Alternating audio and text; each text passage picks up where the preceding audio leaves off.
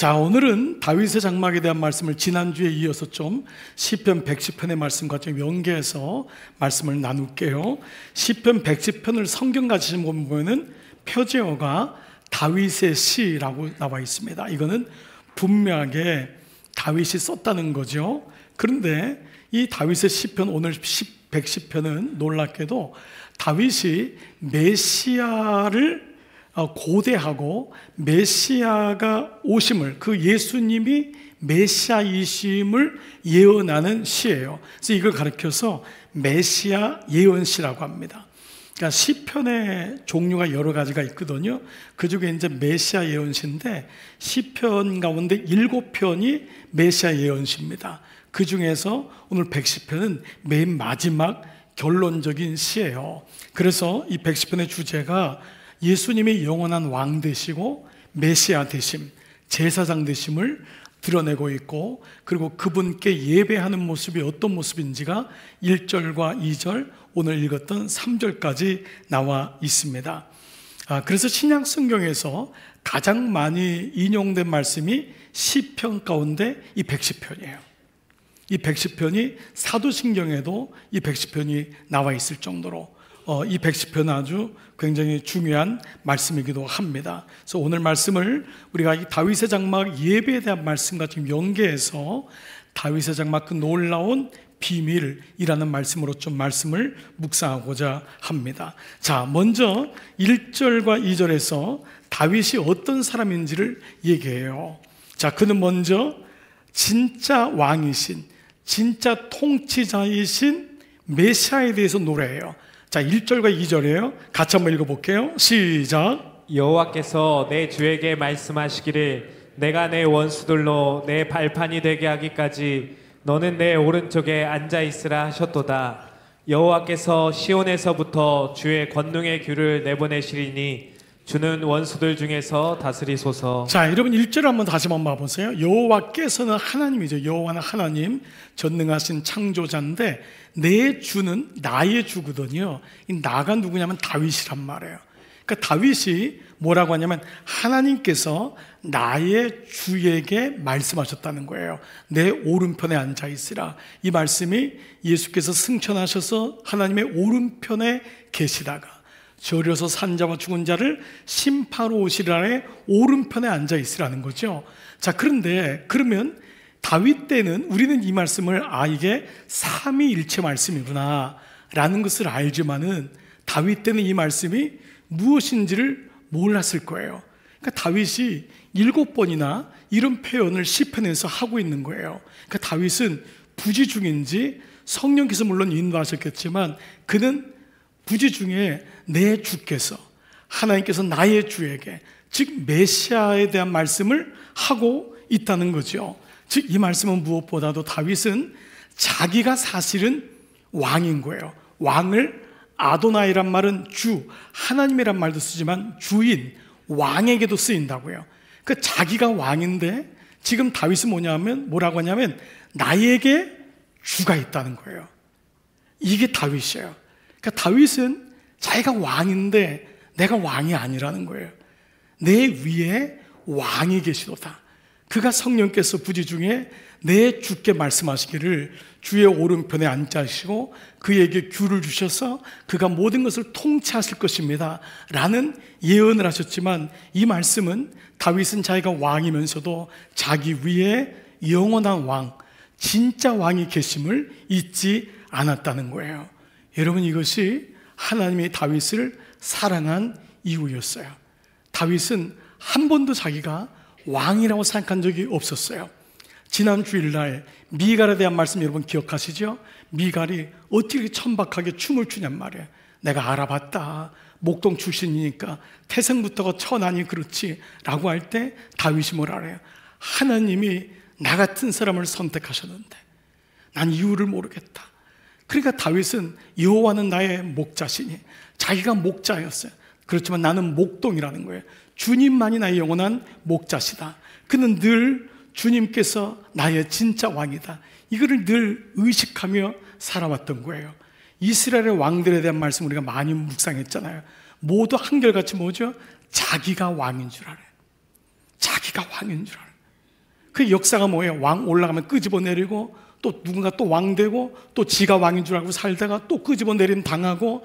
여러분, 이게 세속사의 역사 아닙니까? 그런데 다윗은 자기가 왕이 아니래요. 하나님이 진짜 왕이라는 거예요. 진짜 왕이 따로 있습니다.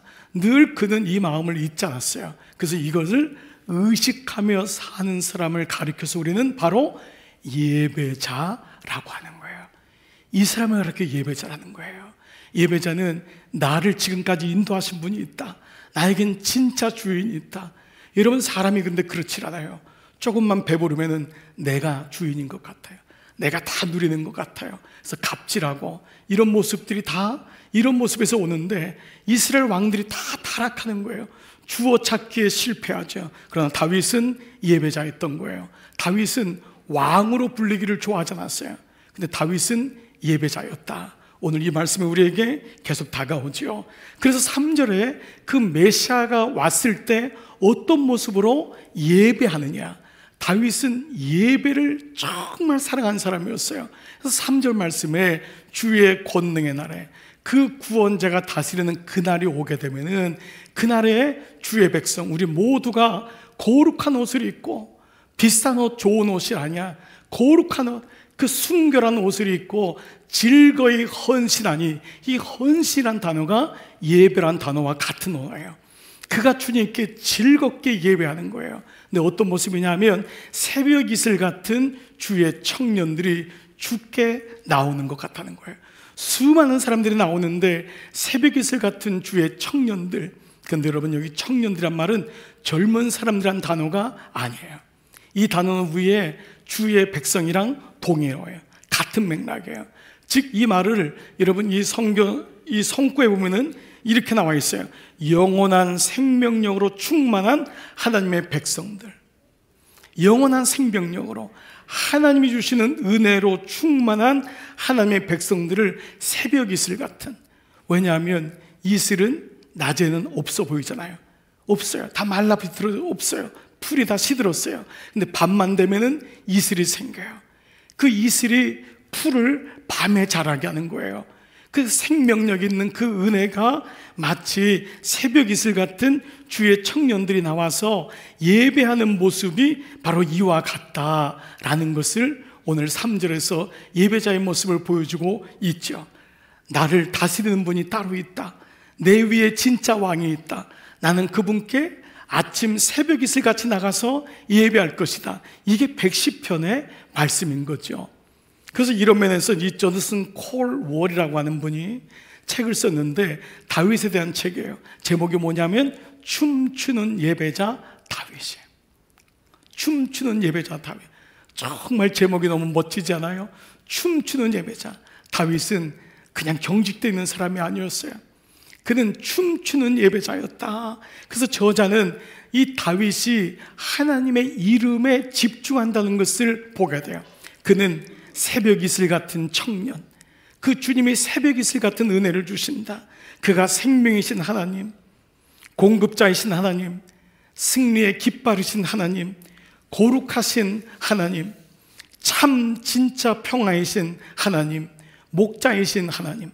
그런 가운데 이 저자는요, 시편에 7번 가장 많이 이름이 나와 있는 게 있는데 바로 여호와 라파라는 이름이에요. 여호와 라파는 뭐냐 하면 치료하신 하나님이란 거예요. 즉, 다윗은 하나님이 예배를 통해 계속 그를 만져줬던 거예요. 다윗의 인생 속에는 사실 아픔이 많았잖아요. 그는 사실 오늘날로 말하면 엮이는 가정에서 자란 사람이에요. 아버지 사랑도 못 받고, 형제들에게 따돌림 당하고, 아내한테 존중도 못 받고, 그랬던 그 사람인데 하나님이 예배를 드릴 때마다 그 다윗의 마음을 만져주는, 그 다윗이 치료자가 되는 거예요. 나의 치료자 하나님. 그 여호와 라파란 말이 여호와 중에 시편 중에 제일 많이 나와요. 이런 의미로 본다면은 다윗은 예배를 통해 자기가 회복되고 하나님이 누군지를 알게 됐던 거죠. 자, 그런 가운데 이 책 가운데 하나 좀 읽어보면은요, 아버지 사랑의 부재에도, 형들의 매정함에도, 아내 미갈의 경멸에도 다윗은 흔들리지 않는다. 꼭 어린아이가 같다. 목자의 보호를 받으며 푸른 초장을 이리저리 뛰노는 어린 양과 같다. 다윗에게는 하나님이 그의 전부이다. 하나님이 너무 좋은 게다. 근데 그 다음 문장이에요. 다윗에게 예배는 의무가 아니라 기쁨이었다. 여러분, 이게 다윗인 거예요. 그에게 예배는 의무가 아니래. 오늘 안 가면 찝찝하네. 그래도 가는 게 낫겠지. 이게 아니에요. 애들이 가자고 하니까 할 수 없이 가는. 또 안 가면 또 연락 올 텐데. 이래서 가는 게 아니에요. 여러분, 아무도 여기는 해당되지 않는 것 같아요. 지금 반응이 없는 거 보니까. 다윗에게 예배는 의무가 아니라 기쁨이었다는 거예요. 여러분, 사랑하는 사람끼리의 위기는 언제가 위기죠? 사랑이 기쁨이 아니라 의무가 될 때예요. 어느 날 사랑하는 연인끼리 늘 만나는 게 기쁨이었는데 어느 날 한쪽에서 나 오늘 시간이 안 돼, 바쁜 것 같아, 오늘 못 만날 것 같았는데 그게 괜히 좋아질 때, 이런 날이 오는구나. 심지어 딴 사람을 만나러 가는 일은 없겠지만 이게 의무인 거예요. 내가 사랑하는 게 의무가 아니라 기쁨이 아니라 의무가 될 때, 물론 이것은 여러분 100% 기쁨이 될 수는 없을 거예요. 그러나 무게의 기울기가 기쁨 쪽으로 가는 것과 의무로 가는 건 달라요. 저는 제가 이 목사면서도 제가 제 마음속에 주님, 제가 예배를 드리고 예배를 인도하고 말씀을 전하는 게 의무가 되지 말게 해주세요. 교인들이 느끼기에 목사님 말씀을 가지고 막 전하고 싶어하는 기쁨이 있는 그 마음을 느끼게 해주세요. 이건 교인들만이 아니면 저 자신도 마찬가지입니다. 만약에 제가 주일날 오는 게 내일 두렵고 벌써 주일이야 막 이런 막 죄송합니다 막 이게 막 다 나오네 막 그런다면 여러분, 이건 의무인 거예요. 저 사람은 빠지지도 않네. 매일마다 나오고 매일마다 앞에 가서 앉고 막 힘들면은 여러분, 이건 예배가 아니라 기쁨이 아니라 의무인 거예요. 아내가 남편에게 음식을 주면서 저렇게 잘만 먹네 막 이러면서 의무가 되면은 기쁨이 아니에요. 여보 고마워. 먹는 게 고마운 거예요. 못 해줘서 미안한 거예요. 기쁨과 의무는 여러분 비슷한 것 같은데 달라요. 여러분 삶의 예배가 의무입니까? 기쁨입니까? 오늘 이 마음이 회복돼야 되는 거예요. 다윗은 정말 특별한 사람이었어요. 왕이 되었는데도 하나님께 나 왕이 싫대요. 하나님, 나 왕 싫어요. 언제 내가 왕 되고 싶다고 했어요? 늘 그 마음이었어요. 전쟁에 나가서 승리해도 주님, 나는 전쟁에서 승리하는 게 기쁘지 않아요. 하나님을 예배하는 게 기뻐요. 그의 마음은 한결같은 거예요. 그러니까 하나님이 다윗을 사랑하지 않을 수가 없는 거예요. 정말 견딜 수가 없는 거예요. 그래서 여러분, 시편 20편 4절 보면은 이런 말씀이 있어요. 내가 여호와께 청하였던 기도했던 한 가지가 있대요. 이게 제일 큰 거예요. 오직 한 가지인데 이게 뭐냐? 곧 그것을 구하리니 곧 나로 내 생전에 여호와의 집에 거하며. 예배 드리는 게 다윗에게는 구하는 거예요. 승진하는 게 기도의 제목이 아니에요. 집 구하는 게 기도의 제목이 아니에요. 여러분, 자식들 잘 되는 게 기도의 제목이 아니었어요. 그에게 오직 하나 기도의 제목은 내 생전에 여호와의 집에 거하며 여호와의 아름다움을 앙망하며 그 전에서 사모하게 하실 것이라. 여러분, 하나님 입장에서 다윗을 어떻게 생각했을까요?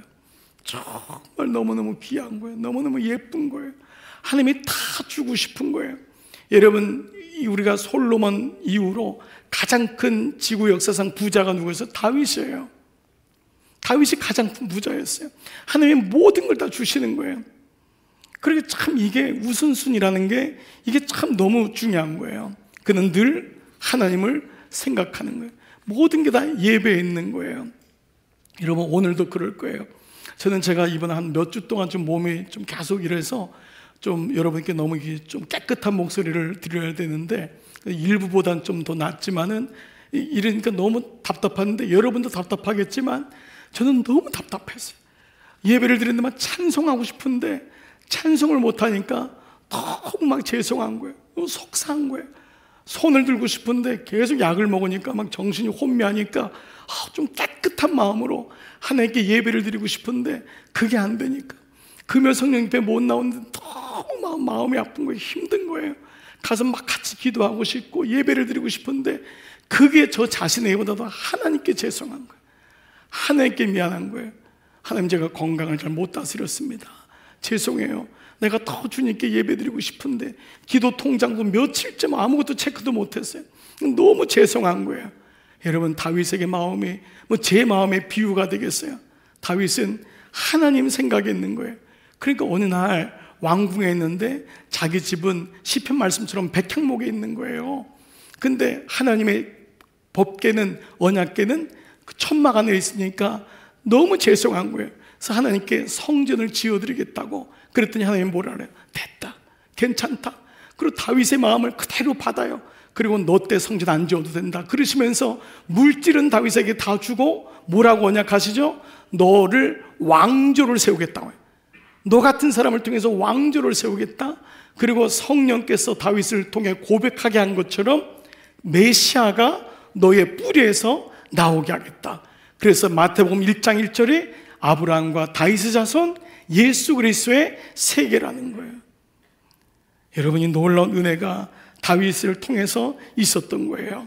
그런데 여러분, 놀랍게도 이 다윗의 장막, 이게 다윗의 집에 있었던 그 텐트 안에 있었던 예배 처소잖아요. 근데 이 다윗의 장막은 이전에 구약에 있었던 모세의 성막하고는 달라요. 자, 이게 왜 다른지 한번 볼게요.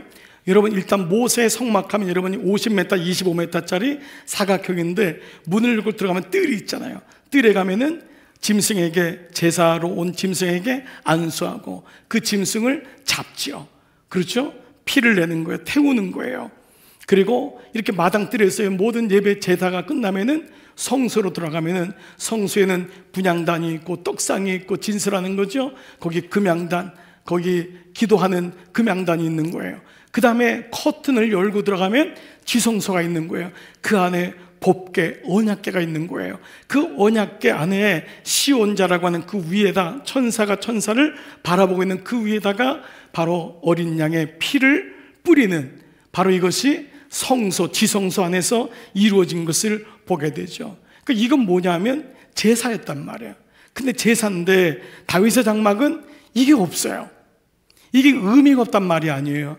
여기는 모든 게 하나하나가 다 예수 그리스도를 상징하는 의미가 있지만 이 예배는, 여기는 다윗의 장막에는 이게 없어요. 오직 하나님을 찬양해요. 하나님의 영광을 드러내요. 그리고 하나님의 임재를 경험해요. 바로 예배인 거예요. 바로 이미 그분이 그의 휘장은 그의 육체니라. 휘장이 위에서부터 아래로 찢어짐으로 모든 사람들이 다 지성소에 들어갈 수 있는, 단번에 그가 죽으심으로 모든 사람에게 살 길을 주시는, 예배를 드리게 했던 그림자가 바로 다윗의 장막이었던 거예요. 그래서 이 다윗의 장막은 예배의 그림자라고 할 수 있는 것이죠. 그래서 오늘 우리가 이 예배 드리는 모든 포맷, 모든 자유함, 모든 사람들이 나올 수 있는 것, 이것은 바로 다윗의 장막을 통해 주시는 그림자라 할 수 있어요. 그래서 이 다윗의 장막 그 놀라운 비밀을 구체적으로 좀 세 가지로 말씀을 나눠볼게요. 먼저 다윗의 장막, 이것은 같이 한번 읽을게요. 시작. 누구든지 죄를 용서받고 하나님을 만나게 한 것이었습니다. 자, 다시 한 번만 읽어볼게요. 시작. 누구든지 죄를 용서받고 하나님을 만나게 한 것. 자, 이것은 무엇이냐면 누구든지예요. 법궤가 있는 성막은 아무나 못 들어가요. 그리고 지성소는 제사장만 들어가는 거예요. 레위 지파만 들어가요. 이러면 못 들어가는 거예요. 옛날로 말하면은 여인들 못 들어가요. 어린아이들 못 들어가요. 나이 든 분 못 들어가요. 병든 분 못 들어가요. 장애자 못 들어가요. 여기는 레위인만 들어갔어요. 그런데 이 다윗의 장막에는 누구든지 들어가서 죄를 용서받고 하나님을 만나게 한 거였어요. 자, 역대상 16장 1절 시작. 하나님의 궤를 메고 들어가서 다윗이 그것을 위하여 친 장막 가운데에 두고 번제와 화목제를 하나님 앞에 드렸다 그랬어요. 다윗이 그것을 위하여 친 장막이 다윗의 장막이잖아요. 근데 다윗이 알고 들었는지 모르겠지만 번제와 화목제는 레위기에 나오는 5가지 제사법 중에서 무엇을 의미하냐면 바로 메시아가 자기를 드림 같은 번제는 완전히 드림이에요.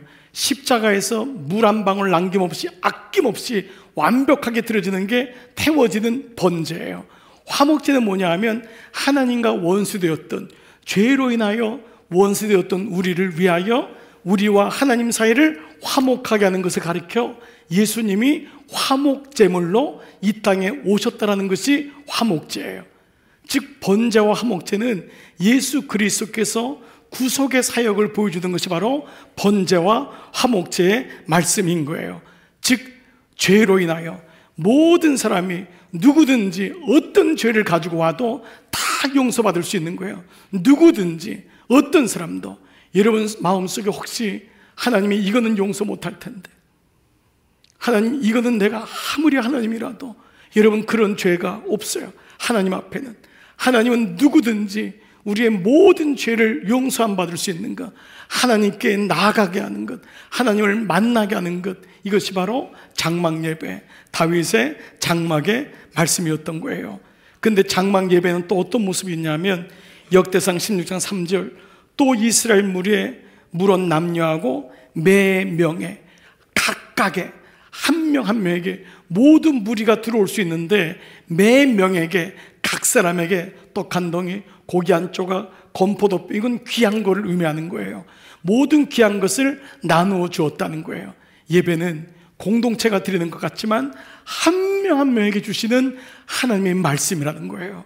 이것이 예배예요. 우리가 여기 모여서 다 예배를 드리는 것 같지만, 똑같은 말씀을 받는 것 같지만 그렇잖아요. 하나님이 그 사람마다 다른 거예요.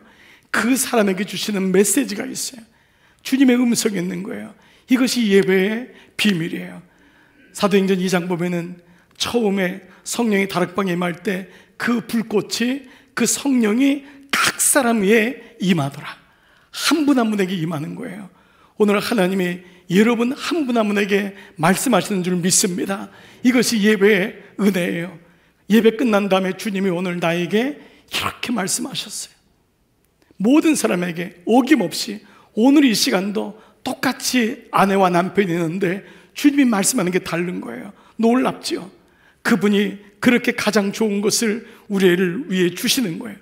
예배를 통해 만지시고 위로하시고, 이것을 사도 요한은 사귐이라고 했어요. 예배 가운데 주님을 더 깊이 알게 되는 거예요. 이것이 첫 번째 비밀입니다. 누구든지 죄를 용서받고 하나님을 만나게 하는 것, 이것이 장막, 다윗의 장막의 은혜였어요. 적용 질문해 볼게요. 나는 예배를 통해 번제와 화목제로 오신 예수님을 알고 있습니까? 만나고 있습니까?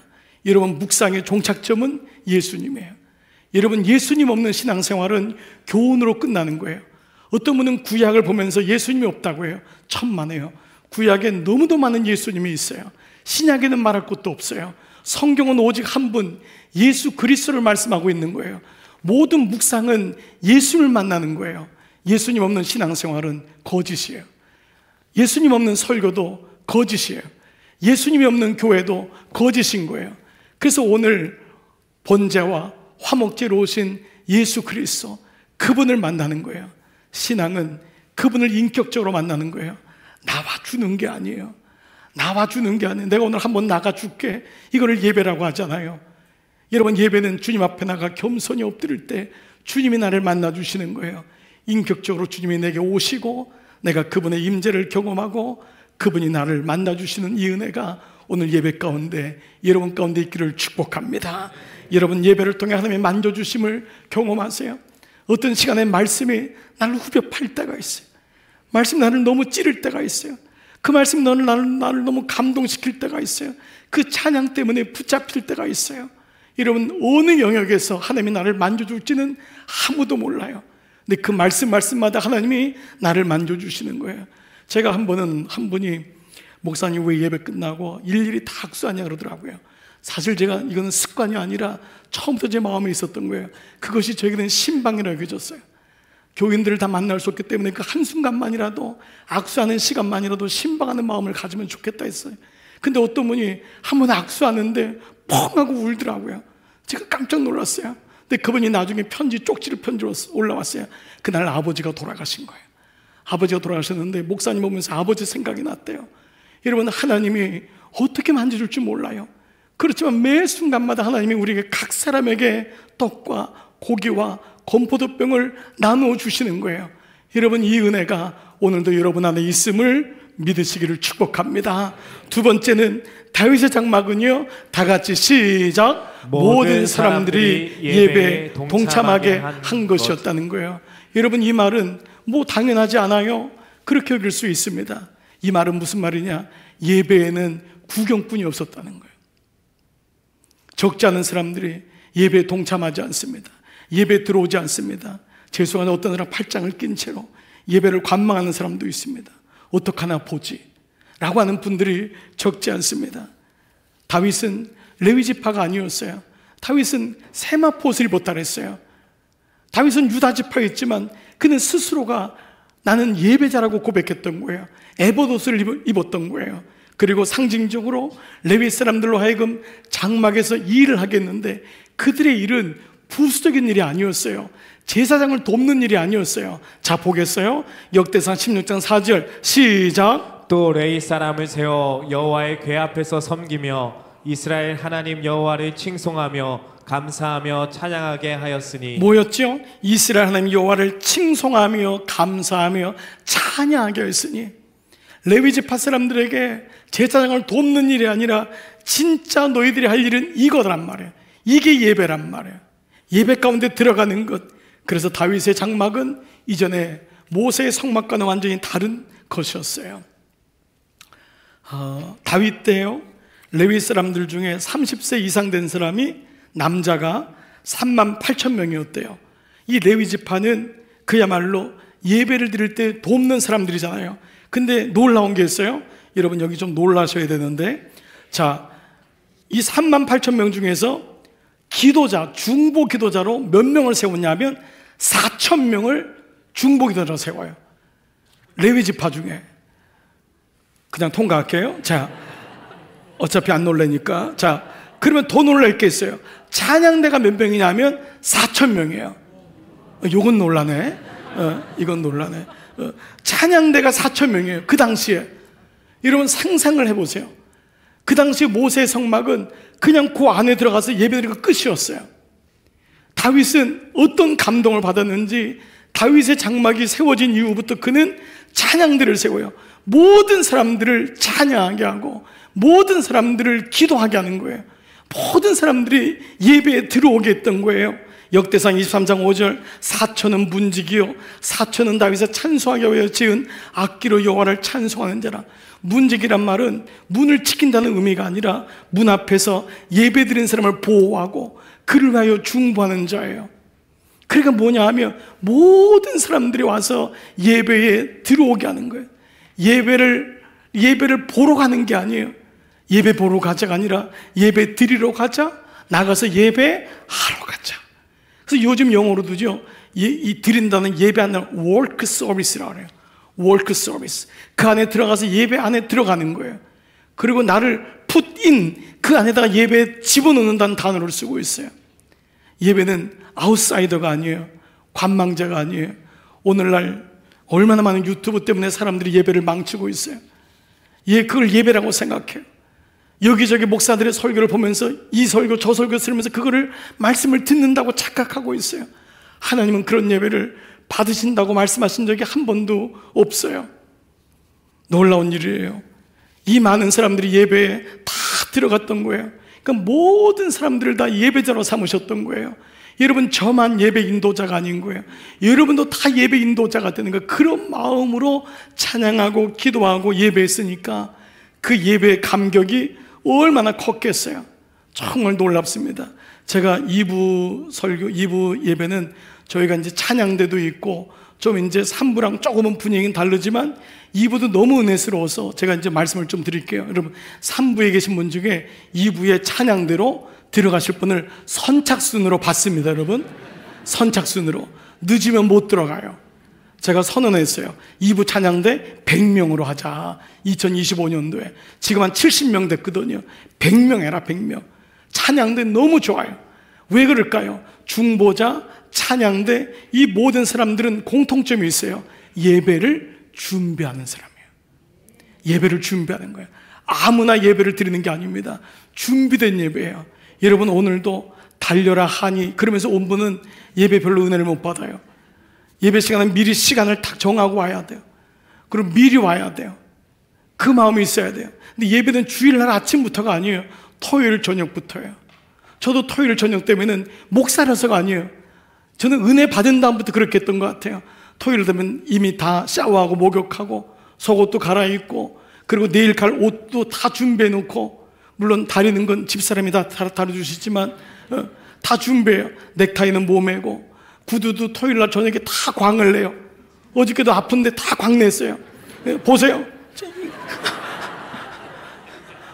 광 내고 양말도 깨끗한 거 입고. 왜 그럴까요? 내가 하나님 앞에 만나러 간다고 하는 예배자의 마음이 있는 거예요. 그리고 토요일날은 일찍 주무셔야 돼요. 토요일날은 막 그냥 토요일은 밤이 좋아 막 이러면 안 돼요. 그러면 아침에 깨끗한 마음으로 예배를 드릴 수가 없어요. 아이들도 일찍 재워야 돼요. 그래야지 아이들도 그 마음을 가지고 엄마 아빠가 예배를 귀하게 여기는구나. 엄마 아빠가 막 새벽까지 비디오 때리고 막 게임하고 노는데 아이들은 주일날 안 가고 싶다고 하는 거예요. 피곤하니까요. 그러면 그만 예배를 못 갑니다. 젊은 부모 중에서 예배를 못 드리는 분 중에 아이가 못 온대요. 아이가 왜냐면 늦잠을 잔대요. 늦게 재웠으니까. 여러분 그렇게 되면 예배를 실패하는 겁니다. 중보기도자와 찬양자들은 다 예배를 준비했던 거예요. 여러분 적용 질문해 볼게요. 나는 예배를 관망하거나 지켜보고 있습니까? 나는 예배 안에 들어가 있습니까? 나는 찬양할 때 온 힘을 다해 찬양하고 있습니까? 입만 뻥끗하고 있습니까? 생각 의외로 가만 보면은 입만 뻥끗하는 분이 적지 않습니다. 하나님께 찬양한다고 하는데 입은 뻥끗하는데 가만히 있습니다. 앞에서 목사님이 두 손 한번 들자고 하는데도 가만히 있습니다. 이유는 여러 가지가 있을 수 있습니다. 여러분의 마음이 그만큼 굳어 있는 겁니다. 항복을 못하는 겁니다. 그분이 딴 데 가서 항복할 수 있을까요? 예배에서 항복을 배우지 않는데 어떻게 항복을 배울 수가 있습니까? 하나님이 우리 안에 그 마음을 주시는 것입니다. 사랑하는 여러분, 나는 예배를 어떤 마음으로 드리고 있습니까? 예배를 준비하고 있습니까? 이런 의미로 보면은요, 예배에 대한 마음은 다윗이 우리에게 여러 가지를 보여주고 있는 거예요. 자, 세 번째, 다윗의 장막 예배는 우리에게 마지막 한 가지 놀라운 은혜를 주세요. 같이 한번 읽어볼게요. 시작. 24시간 하나님을 의식하게 한 것. 여러분 제사는 제사 드리는 때만 제사인 거예요. 여러분 중에 아직 제사 드리는 분이 있을 거예요. 1년 내내 제사 안 드리죠. 기일에만 드리죠. 그걸 제사라고 해요. 근데 예배는 영과 진리로 성령과 말씀으로 예배하기 때문에 성령의 동행하심을 경험하고 말씀에 있는 사람은 어느 때든지 예배를 드릴 수 있는 거예요.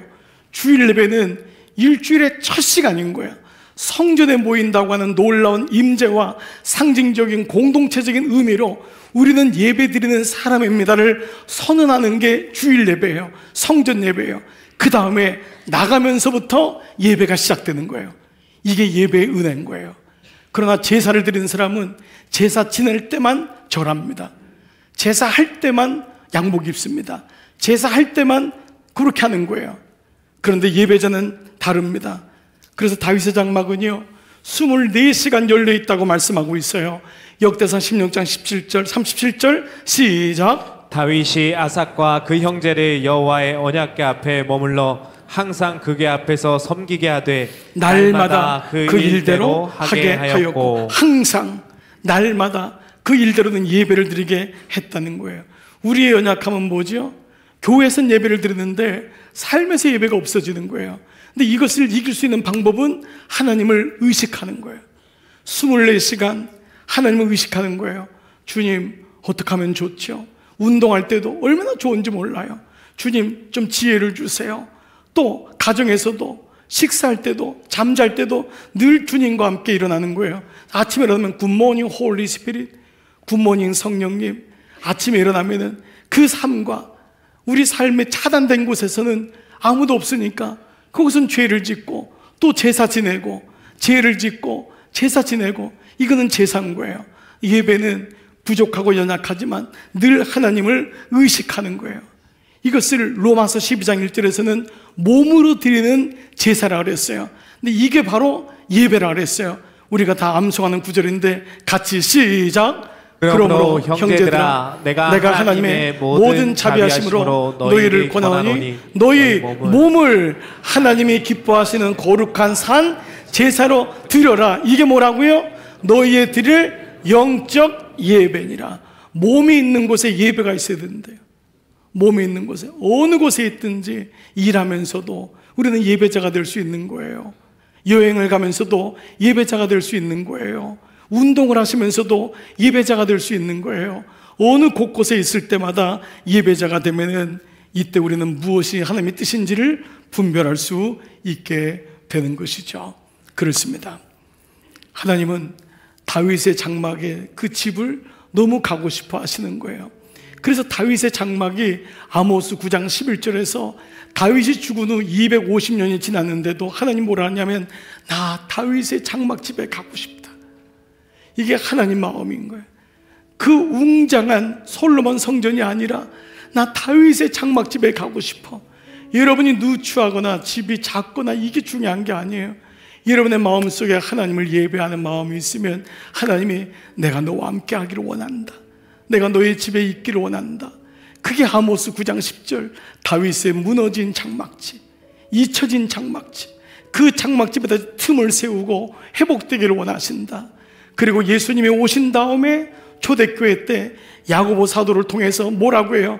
야고보가 깨닫는 거예요. 아, 성령이 너에게 임하시면 너희가 권능을 입고 예루살렘과 유대만이 아니라 사마리아와 땅끝까지 이르러 모든 열방이 나에게 예배하는 그날이 올 텐데, 그러면서 사도행전 15장 16절에서 아모스 9장 13절의 말씀을 우리에게 비춰주신 것이 초대교회 때의 말씀인 거예요.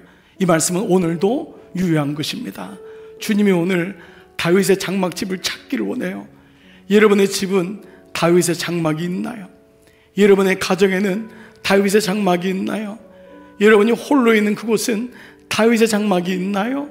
여기는 놀라운 주님의 축복과 은혜가 있는 놀라운 역사가 일어날 줄 믿습니다. 여러분 들어오실 때 혹시 오케스트라가 그 성탄의 악기로 연주를 하는 걸 들으셨는지 모르겠는데 성탄절이에요. 오늘이 성탄 주일이고 대강절 넷째 주일이에요. 그런데 어떠세요? 여러분 예수님이 느껴지세요? 어디 예수님을 찾을 수 있는 데가 어디 있어요? 이번 수요일이 성탄 축하 예배가 있어요. 근데 여러분 이때 성탄절이라는 의미는 메리 크리스마스, 크라이스마스예요. 예수님을 마스가 예배예요. 예배하는 게 기쁨입니다가 메리 크리스마스예요. 근데 어디서 우리가 예수님을 찾아볼 수가 있습니까? 이 세상은 예수님을 다 잊어버리고 있는 거예요. 이러한 때 여러분 정말 우리 마음속에 다시 예수님이 계신 다윗의 장막 이것이 있을 때 우리 안에 다시 예배가 세워지고 우리 마음이 회복되어서 어느 곳에 있든지 주님을 예배하는 은혜가 특별히 이번 성탄 시즌, 이번 수요일날 성탄 예배, 또 이제 1년의 마지막 한 주를 마무리하고 있습니다. 여러분의 마음속에 2025년도 다윗의 장막이 내 안에 회복되리라. 여러분 프랭카드 뭐예요? 다윗의 장막을 회복하라. 이것이 나에게 영적인 화두가 되어서 우리 가정에, 직장에, 우리 아이들의 집에 다윗의 장막이 되는 이 은혜가, 이 기도가 여러분 가운데 일어나기를 주의 이름으로 축복합니다. 아멘. 이 시간 성경 노트 닫으시고 다 차례서 일어나시겠습니다. 우리 하나님을 향하여 다윗 같은 마음으로 주님, 제가 주님 앞에 고백합니다. 오늘 주님 앞에 나갑니다. 여러분의 마음을 순종해 보세요. 그리고 이 찬양의 고백대로 주님을 고백해 보세요. 같이 찬양하십시다. 주여 우린 연약합니다. 우리는 오늘을 힘겨워 합니다. 주 뜻 이루며 살기에 사실 이것이 우리의 모습 아닙니까? 우린 연약합니다. 주님, 우리는 넘어집니다. 주여 우린 넘어집니다. 오늘 하루 또 실수합니다. 오늘 하루 또 실수합니다. 그래서 주님의 긍휼을 구하는 주의 긍휼을 구하는 저는 죄인입니다. 죄인입니다.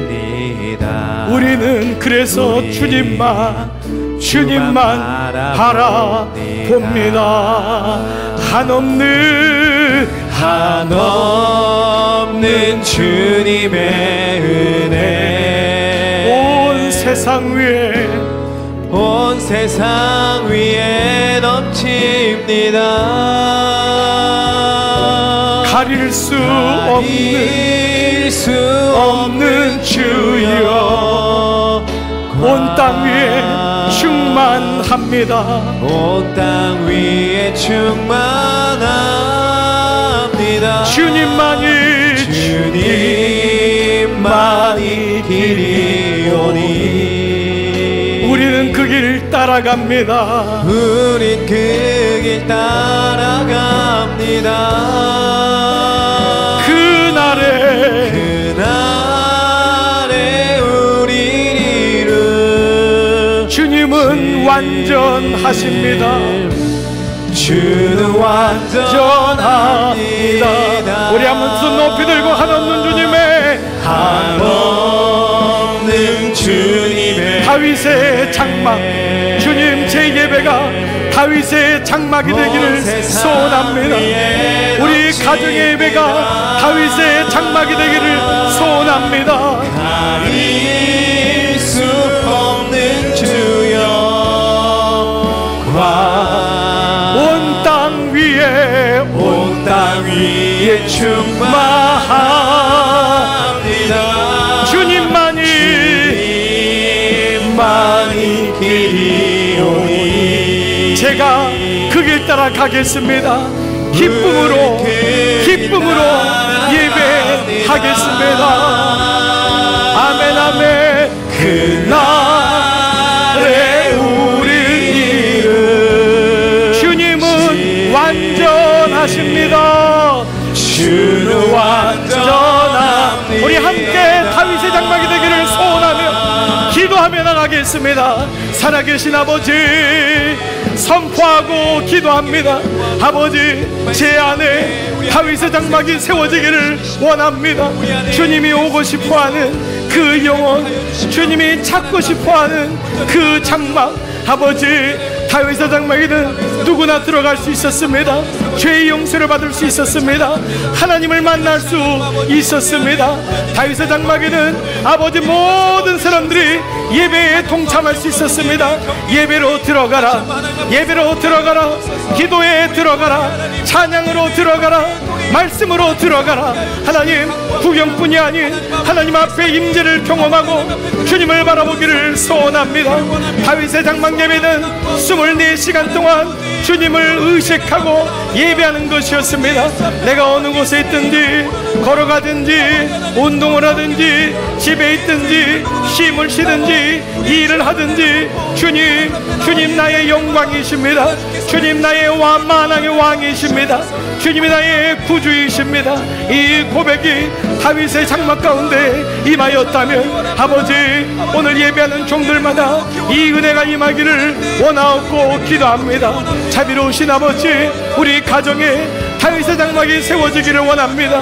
우리 부부 사이에 다윗의 장막이 임하기를 원합니다. 우리 집에 자녀들 집에 다윗의 장막이 이루어지기를 원합니다. 다윗의 무너진 장막을 일으켜라, 회복해라. 무너진 장막을 일으켜라. 아버지 제가 예배가 바뀌겠습니다. 마음을 쏟겠습니다. 주님을 바라보겠습니다. 이 은혜가 임하기를 원합니다. 아버지 한 분 한 분 가운데 임하여 주시옵소서. 한 분 한 분 가운데 말씀하여 주옵소서. 너는 내 것이라 내가 너를 빼앗기지 않을 것이니라. 요알라파 치료하신 하나님 주님을 찬양합니다. 한없는 주님의 그렇습니다. 아버지 제게 은혜를 주세요. 제게 다윗의 장막의 은혜를 주세요.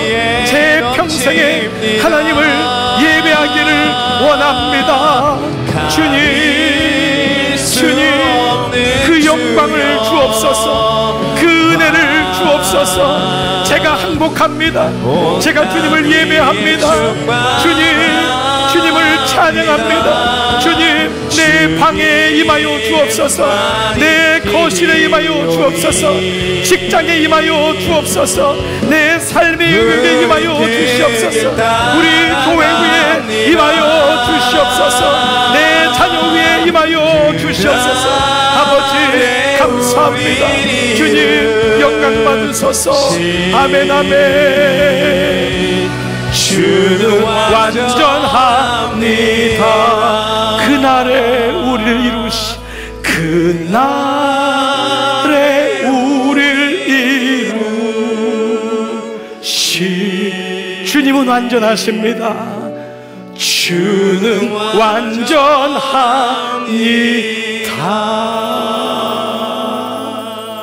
어떤 일이 있어도 그럼에도 불구하고 하나님은 완전하시기 때문에 저는 주님을 예배합니다. 제 눈에 보이는 것은 때로 보이지 않고 손에 잡히는 것이 없고, 하나님, 때로는 넘어지는 것 같고 내가 어디 있는지 잘 모를 것 같고 방황하는 것 같지만, 그래도 저는 예배자입니다. 주님을 예배할 것입니다. 주님을 바라볼 것입니다. 오늘 이 은혜가 다윗의 장막의 그 놀라운 은총이 오늘 산부 예배 드리는 모든 종들 가운데 임하게 하여 주시옵소서. 너는 다윗이다. 너는 다윗이다. 내가 세운 내 아들이다. 내가 너를 버리지 않을 것이며 떠나지 않을 것이며, 내가 너의 예배를 기뻐하고 너를 받을 것이며 너를 영원토록 함께 할 것이니라. 주님, 다윗에게 주신 그 놀라운 언약이 우리에게도, 예배하는 우리에게도 그대로 임하여 주시옵소서. 이제 성전을 떠나 세상에 파송합니다. 성전을 떠날 때 글귀가 보이게 하시옵소서. 이제부터 예배의 시작입니다. 이제부터 예배의 시작입니다. 예배드리는 모든 종들 위해 성부와 성자와 성령의 은총이 이제로부터 영원토록 함께 하시기를 간절히 축원하옵나이다. 아멘. 아멘.